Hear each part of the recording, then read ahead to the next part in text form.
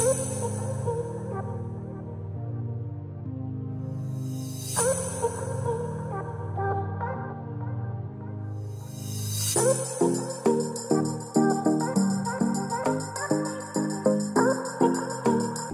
semua, kembali lagi channel Review Ins. Bersama saya, Abdul Rahim Yusuf.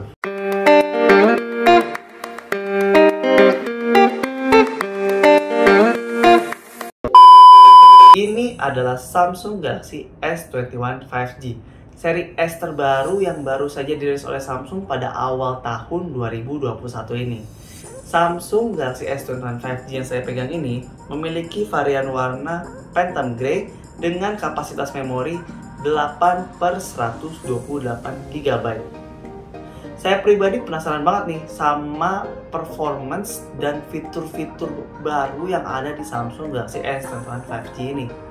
Dimana yang kita tahu, Samsung Galaxy S21 5G ini sudah menggunakan chipset terbaru dari Samsung sendiri yang belum lama juga dirilis oleh Samsung. Kira-kira nih bagaimana ya performance dari Samsung Galaxy S21 5G ini, dan ada fitur apa aja sih yang ada di Samsung Galaxy S21 5G ini? Makin penasaran kan ya? Langsung aja yuk, ini dia review dari Samsung Galaxy S21 5G.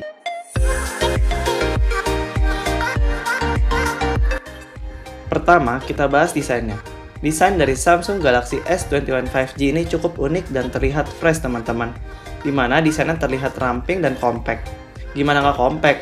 Ukuran layar dari Samsung Galaxy S21 5G ini mengusung layar 6,2 inch Full HD+. Ditambah lagi, sudah ada Dynamic AMOLED 2X serta sudah mendukung 120 Hz. Oh iya, layar Samsung Galaxy S21 5G ini sudah dilindungi Corning Gorilla Glass Victus. Untuk bobotnya sendiri, Samsung Galaxy S21 5G ini memiliki bobot 170 gram. Kalau boleh jujur sih, pas ngegripnya tuh di tangan enak aja gitu, nggak terlalu berat. Cocok buat saya yang tangannya kecil. Bahannya sendiri menggunakan polikarbonat dengan finishing warna doff. Saya senang dengan finishing warnanya karena terlihat kalem tapi elegan. Untuk para pecinta multimedia, Samsung Galaxy S21 5G ini cocok banget sih menurut saya. Dimana bezelnya tuh tipis sob, jadi layarnya tuh terasa luas. Pastinya gak akan terganggu deh buat nonton film favoritmu dan untuk bermain game. Pada sisi performance, Samsung Galaxy S21 5G di Indonesia menggunakan chipset Exynos 2100. Chipset Exynos 2100 memberikan performa yang menurut saya baik di kelasnya. Ketika saya tes menggunakan AnTuTu Benchmark, skor yang didapat sejumlah 546.569 poin. Lalu dilanjutkan dengan 3D Mark menunjukkan poin 5.712 poin dengan rata-rata FPS 34 FPS. Kemudian saya coba lakukan lagi menggunakan Geekbench 5. Dari hasilnya terlihat single core yang dihasilkan dari Samsung Galaxy S21 5G ini berjumlah 781 poin, sedangkan multi-core-nya berjumlah 2.639 poin. Dari hasil tersebut, ketika saya uji coba bermain game seperti Mobile Legends, hasilnya cukup bagus di mana game dapat dijalankan dengan baik. Hanya tidak dapat diaktifkan mode ultranya saja pada game Mobile Legends. Sedangkan untuk HVR-nya sendiri dapat diaktifkan dan dapat dijalankan dengan baik. Lalu pada permainan PUBG dapat berjalan pada settingan HDR Ultra. Yang saya rasakan kedua game tersebut masih nyaman dimainkan pada perangkat Samsung Galaxy S21 5G dengan FPS stabil di range 40 sampai dengan 50. Hanya saja sesekali drop ketika pemakaian cukup lama. Untuk suhunya sendiri memiliki besaran suhu 28-30 derajat Celcius dalam keadaan idle. Sedangkan dalam pemakaian cukup intens, suhu yang dihasilkan pada perangkat Samsung Galaxy S21 5G berkisar 39 sampai dengan 40 derajat Celcius.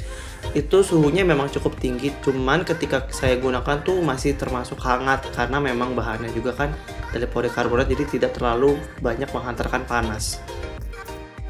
Untuk OS-nya sendiri, Samsung Galaxy S21 5G menggunakan Android versi 11 dengan tampilan antarmuka yaitu One UI 3.1. One UI 3.1 merupakan UI terbaru dari Samsung Galaxy S21 series. Sebelumnya memang sudah ada seri lain yang sudah update ke Android 11, tetapi One UI yang digunakan ialah One UI 3.0. Nah, OS dari One UI 3.1 ini yang ada di Samsung Galaxy S21 5G diimbangi dengan kapasitas memori sebesar 8GB RAM dengan internal storage 128GB. Sebenarnya ada yang RAM-nya 8GB dengan internal storage 256GB. Tapi yang saya pegang ini hanya 8GB per 128GB. Catatan aja nih buat teman-teman, Samsung Galaxy S21 5G tidak mendukung microSD. Jadi teman-teman tidak bisa menambahkan microSD tambahan dan hanya pure menggunakan memori internal saja. Lanjut ke sisi kamera. Setelah saya melihat desain yang tadi pada Samsung Galaxy S21 5G, saya langsung salah fokus sob sama desain kameranya. Bentuknya terlihat besar, seperti menyatu dengan backdoornya. Hanya saja terdapat lekukan pada area kameranya. Lalu untuk konfigurasinya sendiri, terdapat triple kamera di mana masing-masing memiliki konfigurasi 12MP untuk wide angle, 12MP untuk ultra wide angle, serta 64MP untuk telefoto.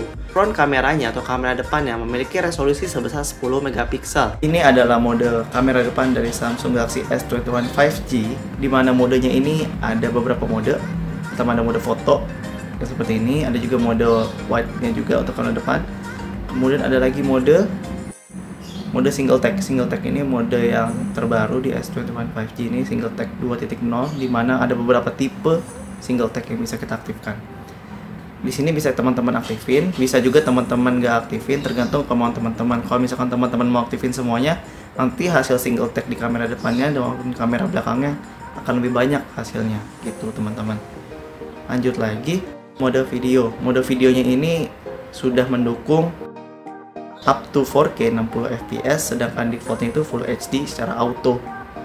Dan ini adalah mode kamera belakang dari Samsung Galaxy S21 5G, di mana ada mode foto yang bisa kita atur, mau dia wide, ultra wide atau telefoto yang up to 30 kali. Ini bisa kita atur. Kemudian ada juga mode single take. Single take sendiri di sini bisa kita atur tipenya mau diaktifkan seperti apa. Ini termasuk single take terbaru. Dan juga kita bisa atur berapa lama waktunya. Dan yang paling saya ingin tahu, ada satu fitur yaitu Director's View. Director's View ini kita bisa buat video dari depan dan belakang sekaligus, dimana kita bisa atur mau dia bentuknya wide atau ultra wide maupun zoom. Ini cocok banget sih buat teman-teman yang suka bikin video yang langsung dua arah, jadi lebih nyaman aja bikin videonya gitu. Untuk mode video sendiri, Samsung Galaxy S21 5G ini bisa kita atur mau sampai 8K, bisa sampai 24fps. Kemudian ada Ultra HD 60fps dan juga kita bisa aktifkan Super Steady agar meminimalisir goyangan.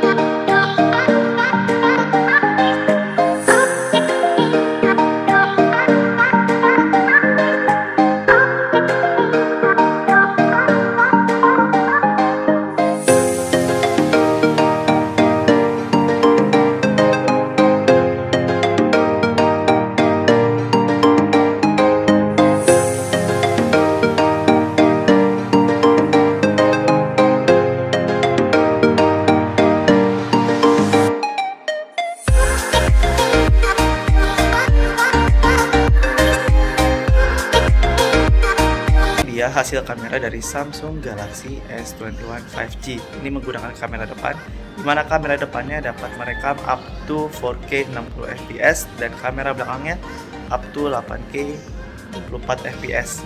Nah, ini saya coba bergerak menggunakan kamera depan, hasilnya cukup bagus dan saya sih smooth ya. Tapi bagaimana menurut kalian? Ini adalah hasil dari kamera depan Samsung Galaxy S21 5G.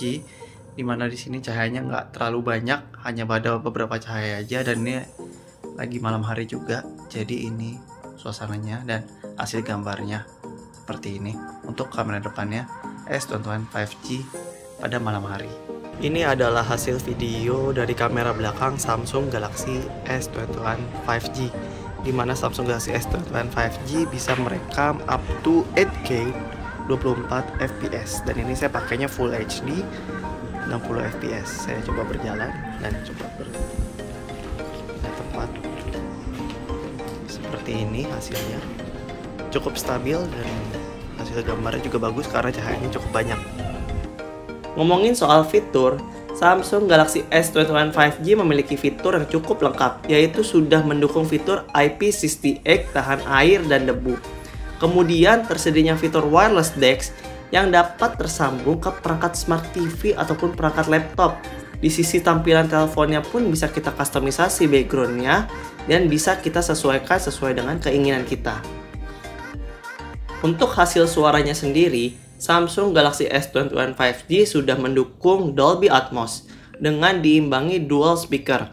Hasil suara yang diberikan cukup bagus dan jelas. Enak banget nih buat teman-teman yang suka dengerin musik ataupun menonton film. Itu suaranya pas dan jelas, teman-teman. Untuk baterainya sendiri, Samsung Galaxy S21 5G memiliki kapasitas baterai 4000 mAh saja. Di tahun 2021 ini, baterai 4000 mAh masih dalam kategori cukup menurut saya pribadi.